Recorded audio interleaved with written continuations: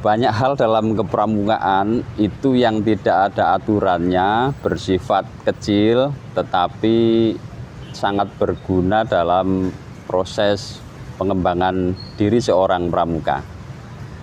Apa itu? Audio Jungle. Audio Jungle. Salam Kak Yatno Bintang.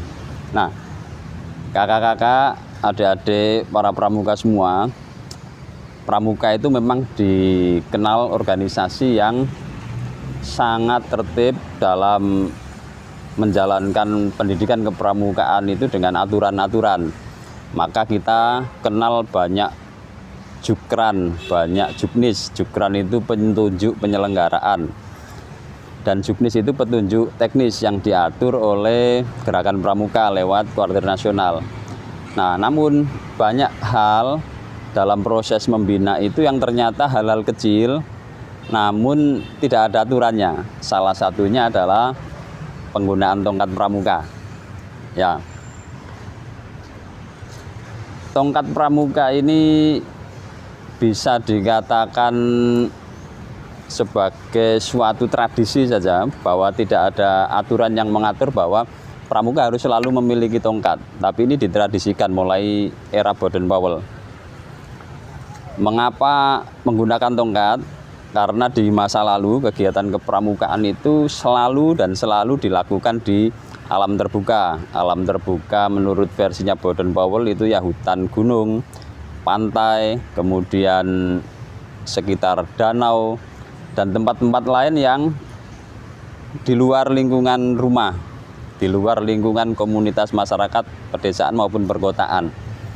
Oleh karena itu dia butuh tongkat, karena dia akan melewati jalan-jalan yang tidak tertata dengan rapi. Dia melewati jalan makadam, dia melewati jalan yang setapak kecil, dia melewati jalan yang menanjak dan menurun, maka dia butuh alat bantu namanya tongkat. Di sini tongkat sebagai fungsi alat bantu. Namun ada sisi-sisi lain yang berkembang, dapat dikembangkan dari tongkat ini. Apa itu? Yang pertama, tongkat ini sebenarnya alat bantu bagi seorang pramuka dalam aktivitas pengamatan. Karena itu utamanya banyak diterapkan di dunia pramuka penggalang. Tongkat pramuka penggalang itu seharusnya, atau saya nggak ngomong seharusnya, seyogyanya dia ditandai dengan ukuran-ukuran yang memudahkan seorang pramuka itu melakukan kegiatan pengamatan, menaksir, menakar sesuatu. Maka tongkatnya seorang pramuka penggalang, satu, dia dilengkapi dengan ukuran. Nah, misalkan dia beri tanda garis tiap 10 cm, tiap 10 cm untuk memudahkan dia ketika mau memperkirakan ukuran sesuatu. Misalnya mau mendirikan tapak perkemahan, dia butuh ukuran berapa luas tapak perkemahannya, dia bisa ukur dengan tongkat yang sudah dia tandai ini. Yang kedua, misal dia mau menaksir ketinggian sebuah benda, apakah itu pohon, apakah itu benda lain, menara misalnya, dia juga membutuhkan tongkat ini yang dilengkapi dengan tanda-tanda ukuran ini untuk memudahkan. Ketiga, ukuran ini berguna juga ketika dia melakukan pemetaan. Mungkin dia tidak selalu membawa alat ukur meteran yang standar alat ukur. Nah, dengan tongkat ini yang sudah ditandai dengan ukuran-ukuran tertentu tadi, memudahkan dia untuk menghitung jarak. Nah, yang kedua fungsi tongkat. Yang ketiga, bagi seorang penggalang yang aktif dengan berbagai kegiatan, tongkat ini juga bisa menjadi tanda berapa kali dia mengikuti kegiatan. Nah, dia bisa mendokumentasikan, menandai keikutsertaannya dalam kegiatan itu di tongkatnya. Dia bisa menandai dengan tanda-tanda tertentu. Misalkan kalau segitiga berarti saya mengikuti latihan rutin. Misalkan nanti ada tanda bintang, dia berarti mengikuti kegiatan setingkat kuartir rantingnya atau perkemahan, dan seterusnya. Maka penggalang akan berkreasi menciptakan tanda-tanda apa yang bisa diaplikasikan atau bisa ditempatkan di tongkat mereka itu. Sehingga tongkat ini di samping dia sebagai alat bantu berjalan, alat bantu mengukur jarak, alat bantu mengukur langkah, dia juga sebagai dokumentasi keikutsertaan dalam kegiatan. Itu fungsi lain juga dari tongkat. Nah, yang keempat, tongkat ini juga bisa sebagai tempat untuk meletakkan dia bendera regunya, sehingga dia melekat pada dirinya, identitas regunya juga melekat pada dirinya. Itu juga fungsi lain daripada tongkat pramuka itu. Yang terakhir, tongkat ini nanti bisa dilengkapi dengan benda-benda lain yang dia berguna dan cukup praktis meletakkannya di tongkat. Misalkan dia akan lilit dengan tali parakot, akan melilit dengan benda lain, ada cantolan misalnya di sini, gantungan begini. Itu untuk membantu dia melakukan kegiatan-kegiatan yang membutuhkan tongkat ini, misal mengambil barang di tempat yang lebih tinggi dan seterusnya. Nah, itu sisi kepraktisan dari tongkat pramuka.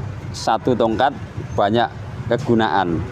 Nah, ini memfilsafati atau memfilosofi bahwa seorang pramuka itu dia harus bisa berpikir multiguna, bagaimana memanfaatkan sebuah benda namun dengan fungsi yang banyak. Itu sisi kepraktisan. Oleh karena itu, para pembina perlu menanamkan ini kepada adik-adiknya, bahwa seorang pramuka itu siap menjadi berguna dimanapun dia berada dengan apa yang dia miliki. Dan yang sangat dekat dengan pramuka itu tongkat ini, gitu ya. Nah, mungkin ada pertanyaan, apakah ukurannya harus sama tongkat pramuka itu? Menurut pikiran saya tidak harus sama. Mengapa tidak harus sama? Karena ketinggian setiap anak itu berbeda. Apakah kita mau paksakan 160 cm semua? Semisal seperti tongkat ini. Tongkat ini saya perkirakan ukurannya 160. Karena tadi sudah saya tandai tiap 10 cm ketemunya 15 tanda, ada lebihannya. Jadi 15 itu 150 cm, lebihannya sekitar 10 cm. Ini 160. Tapi apakah seorang pembina harus mewajibkan ukuran tongkat setiap peserta didiknya itu sama? Saya kira tidak, karena ketinggian tiap orang berbeda. Bayangkan kalau anak masih ukurannya 120 cm, dia bawa tongkat yang 160 cm.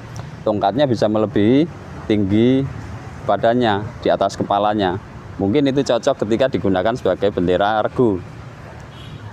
Tapi itu tidak masalah, yang penting adalah fungsinya. Bahwa apa yang dibawa oleh seorang pramuka itu harus menunjukkan kegunaan. Dia harus dapat menolong untuk memudahkan dirinya mengatasi masalah yang dia hadapi. Salah satunya adalah dengan tongkat ini. Dan ini menjadi ciri seorang pramuka, khususnya pramuka penggalang. Nah, filosofi lain, kita pernah melihat tongkat yang lurus seperti ini saja. Lalu suatu ketika kita melihat tongkat yang ada canggahnya begini, ada canggah. Nah, ini ada filosofi ketika saya membaca literatur lama yang diterbitkan di era Baden-Powell. Ternyata ketika dia memakai tongkat canggah, itu ternyata anak-anak yang sudah penggalang senior dan mau memasuki ke dunia penegak. Mengapa? Nah, berdasarkan yang saya baca itu ada dua alasan. Satu, tongkat canggah itu membentuk huruf Y. Itu berarti youth. Dari masa remaja dia masuk ke dunia pemuda, maka dia ditandai dengan huruf Y yang ilustrasi tongkatnya itu. Yang kedua, ketika dia masuk dunia penegak, ini menunjukkan bahwa ada dua cabang jalan yang akan dialami oleh pramuka penggalang yang sudah senior mau masuk dunia penegak, bahwa tanggung jawab dia sudah bukan lagi untuk satu, tetapi dia sudah bercabang dua. Jalan yang dia tempuh itu dua. Satu, berpikir untuk dirinya sendiri di masa depan. Satu lagi, dia berpikir untuk orang lain. Maka ada dunia pengabdian di penegak itu. Peralihan dari dunia penggalang ke penegak itu juga peralihan cara berpikir, peralihan juga karakteristik kegiatannya. Kalau di dunia penggalang dia aktif berpetualang, dia aktif menjelajah untuk menguati dirinya sendiri. Itu dunia penggalang. Tetapi ketika dia masuk ke penegak, bahkan kalau di Indonesia sampai Pandega, dia harus disadarkan bahwa setiap orang itu memiliki dua tanggung jawab. Satu, tanggung jawab pribadinya. Dua, tanggung jawab kepada masyarakatnya. Masyarakat ini bisa dalam arti luas, masyarakat di lingkungan kecilnya sampai masyarakat dalam bangsa dan negaranya. Apa yang ingin saya sampaikan di akhir sesi ini adalah bahwa segala sesuatu yang dilakukan oleh pramuka, yang ditetapkan oleh pramuka itu selalu punya makna filosofi.